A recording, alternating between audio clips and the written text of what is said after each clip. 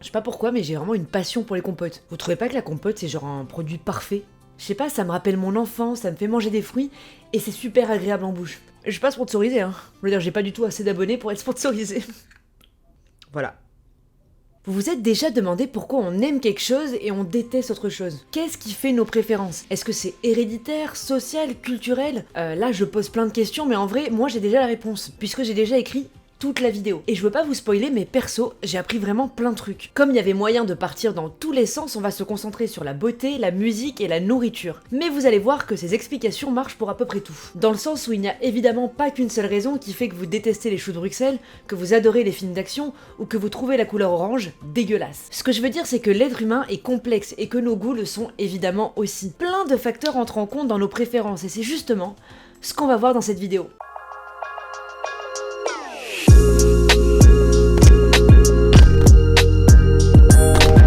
Par réflexe, quand on se pose la question de pourquoi on préfère telle ou telle chose, on aurait tendance à répondre à travers notre expérience personnelle. On peut assimiler notre aversion pour un aliment, une activité ou un son à un mauvais souvenir. Et c'est vrai que cette intuition est plutôt bonne. Loin d'être suffisante pour expliquer nos préférences, mais c'est déjà une très bonne piste. Si on prend l'exemple de la nourriture, nos goûts vont se façonner avec le temps. Qui n'a jamais entendu un de ses parents dire « Ouais, faut que tu goûtes avant de dire que c'est pas bon, gna gna gna ».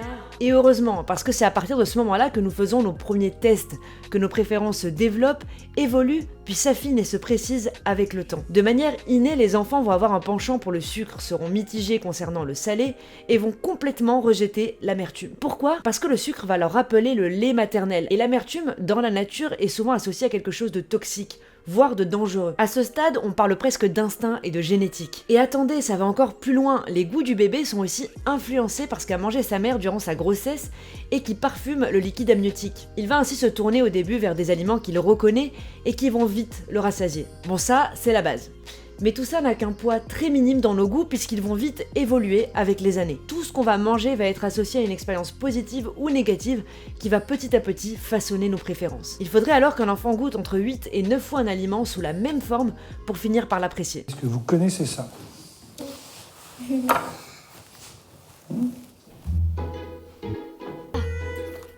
Ça sent l'ail.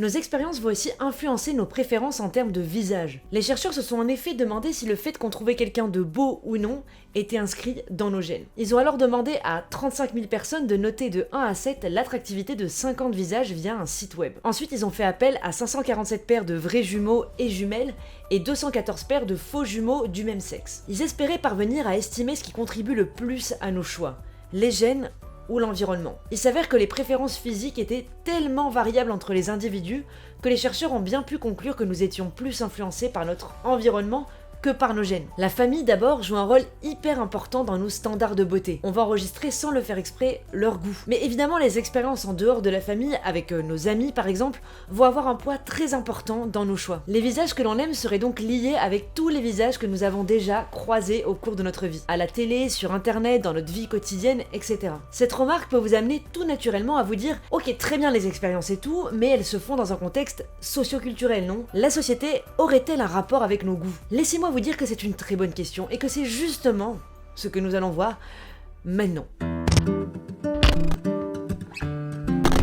Là, on s'attaque à un gros morceau, la société. On la tient un peu responsable de tout et sachez que ça ne déroge pas à la règle, elle est clé dans cette histoire. La société, qu'est-ce que vous avez à dire pour votre défense?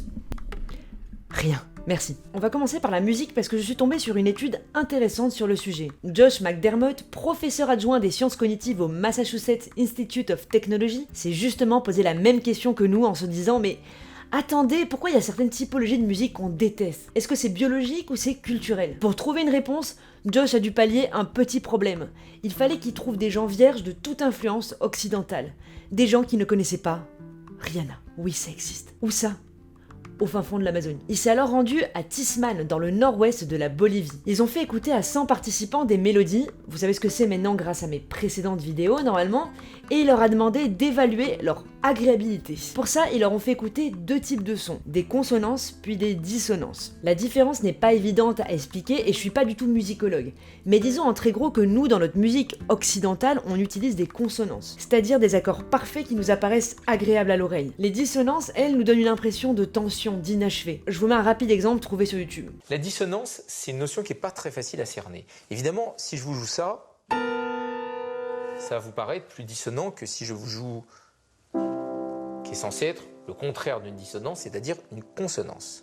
Ils ont donc fait écouter ces sons à la tribu et à des occidentaux. Le résultat était frappant. La tribu n'a pas été dérangée par les sons dissonants. Elle ne les a pas non plus jugés désagréables. Elle les a même placés sur un pied d'égalité avec les mélodies consonantes, sans forcément préférer l'un à l'autre. Ce qui nous semble agréable à écouter est donc étroitement lié à ce qu'on a l'habitude d'entendre dans notre société, ce qui est considéré comme juste et comme harmonieux. Cette remarque vaut tout autant pour les standards de beauté. Oui, on y revient. Bien sûr que l'on y est conditionné par notre entourage, mais la société va évidemment nous pousser des idéaux de beauté. Des idéaux d'ailleurs très variables selon les pays. En 2015, BuzzFeed avait étudié les standards de beauté masculins au travers de 12 pays. Aux États-Unis, on préfère les hommes musclés, blancs et virils. Les Brésiliens préfèrent eux les métis mais au très fins. Au Royaume-Uni, on recherche des sportifs, tatoués, alors qu'en Corée, on plébiscite des hommes minces, aux traits fins, souvent maquillés. Dans chaque pays, on va retrouver ces hommes jugés parfaits dans la musique, dans le mannequinat, et bien sûr dans les films et les séries. Et là je ne parle que des hommes et non pas des femmes, alors qu'évidemment on est aussi très impacté parce que la société juge comme une femme belle. Ça mériterait une vidéo à part entière donc on va pas s'éterniser dessus, mais c'est important de le prendre en compte dans notre réponse. Concernant notre alimentation, là aussi la société joue un rôle énorme dans nos préférences. Globalement, on mange pas la même chose dans chaque pays du monde. On a tous culturellement l'habitude de consommer certains aliments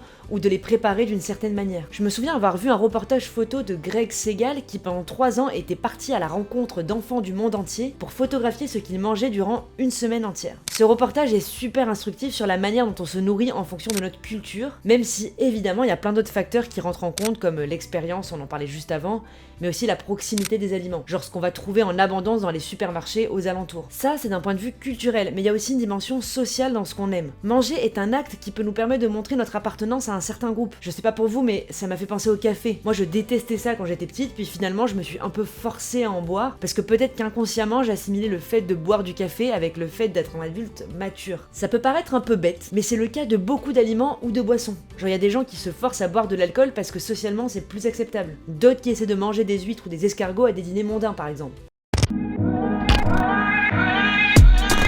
Depuis tout à l'heure, on donne des raisons extérieures à notre corps, nos expériences, notre culture, notre cercle social, mais est-ce qu'il n'y aurait pas aussi des réactions physiques qui fait que l'on déteste quelque chose? Prenons la nourriture, vu qu'on était en train d'en parler. Il y a peut-être des aliments qui vous répugnent. La simple odeur du truc vous rappelle son goût infâme. Oui, je prends cette partie très à cœur parce que ça me fait penser au concombre. Il y a des gens qui ont le toupet de me dire que le concombre n'a pas de goût. Mais pourquoi vous en mangez alors? Bien sûr que oui, ça a un goût, une odeur et que ce truc contamine tous les autres éléments dans une salade. Ok, faut que je me calme. C'est pas grave.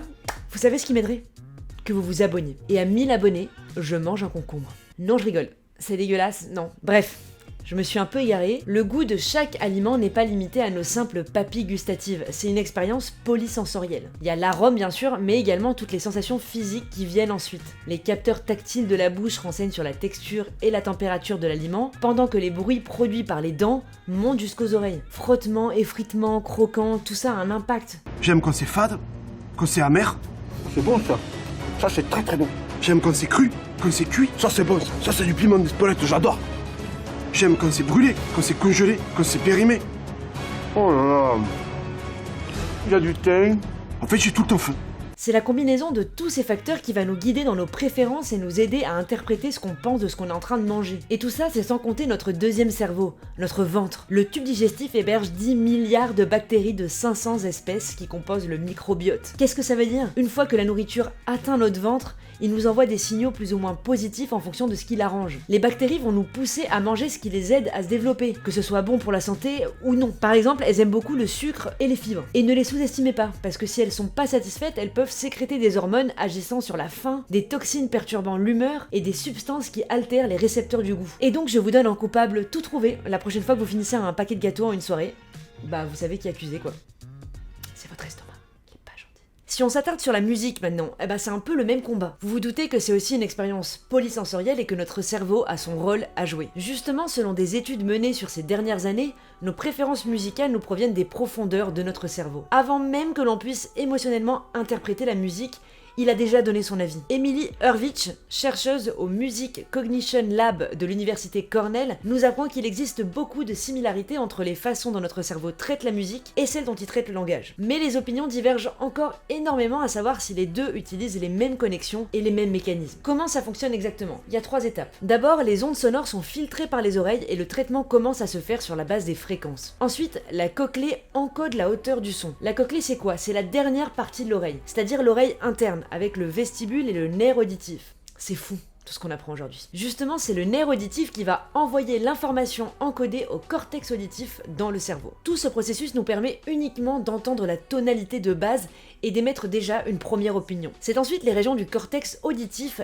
qui vont y ajouter des éléments plus complexes, comme le timbre et les qualités sonores spécifiques. La région servant au traitement des émotions est elle aussi impliquée dans l'affaire. Des études ont même également établi un lien avec des circuits spécifiques du cerveau impliqués dans la réflexion et la mémoire. Ce qui voudrait dire qu'on apprécie des musiques avec lesquelles on est familier. Ça appuie donc notre théorie sur la culture et aussi sur les expériences. Bref, écouter une musique et la traiter est extrêmement complexe et les chercheurs n'ont pas fini d'en déceler tous les mystères. Ce qui est intéressant avec la musique, c'est qu'on est encore actuellement en train d'étudier les effets qu'elle a sur notre corps, mais aussi d'essayer de déterminer la provenance de nos goûts musicaux. Ce qui nous amène à la dernière partie, parce que figurez-vous que les scientifiques ont fait une découverte passionnante. Encore plus que notre cerveau, ce serait notre personnalité qui guiderait nos préférences. L'approche de la personnalité peut nous paraître évidente quand on réfléchit à nos préférences en termes de beauté par exemple. En fonction de notre personnalité et de nos valeurs dans la vie, on va peut-être plus aimer les gens tatoués, ou justement pas du tout tatoués, avec un physique athlétique ou non, les cheveux longs, les cheveux courts, etc. Parce que tous ces éléments traduisent également un mode de vie et de pensée. Pour la musique, c'est finalement pas si éloigné.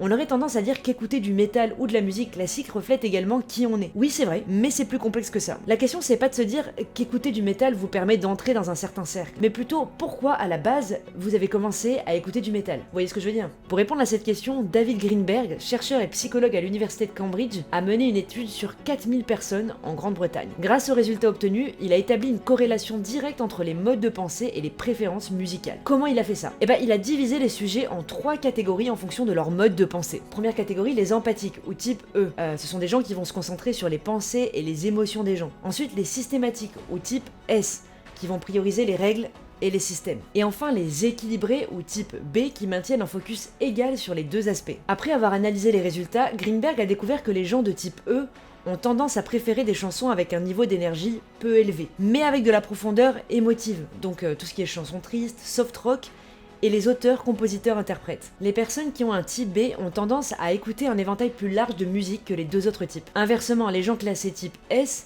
préfèrent des musiques plus intenses et structurées comme le heavy metal ou la musique savante un peu avant-gardiste. Pour conclure, je vais citer Greenberg. Nous sommes attirés par la musique qui reflète qui nous sommes, ce qui inclut bien sûr notre personnalité, notre façon de penser, peut-être même la façon dont notre cerveau est programmé. Il faut savoir que la théorie de l'impact de notre personnalité sur nos goûts a également été étudiée pour nos préférences alimentaires. Les médecins auraient trouvé une corrélation entre le goût pour l'amertume et les comportements sadiques. Ils auraient noté chez les personnes présentant des signes de machiavélisme, de psychopathie, de narcissisme et de sadisme au quotidien, une préférence pour les aliments amers. Et au contraire, plus le sujet est selon l'étude considéré comme gentil, plus il se dirigera vers des aliments sucrés et doux. Moi je sais pas trop quoi penser de ça.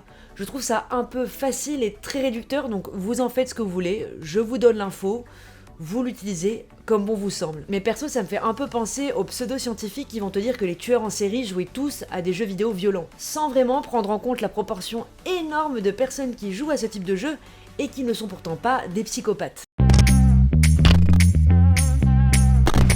La vidéo est très dense, vous l'avez sûrement remarqué si vous êtes arrivé jusqu'ici, ou alors vous avez sauté toute la vidéo pour aller jusqu'à la conclusion.